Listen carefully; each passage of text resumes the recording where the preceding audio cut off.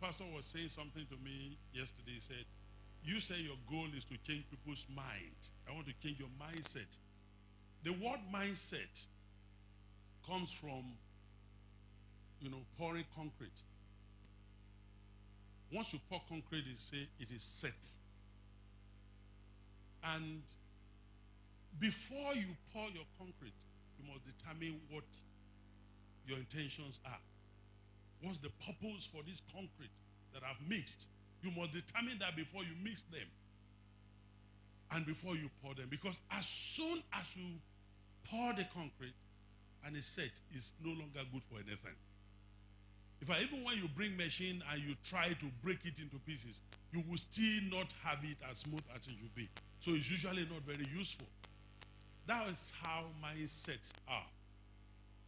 Before you make up your mind on anything, to develop a mindset, you must ensure that you know what you're setting your mind on.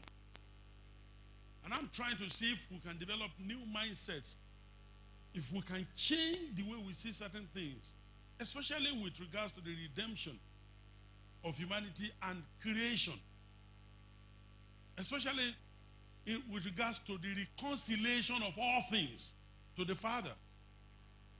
It's essential, because if you don't do that, then you will live your life complaining of what is not instead of what is.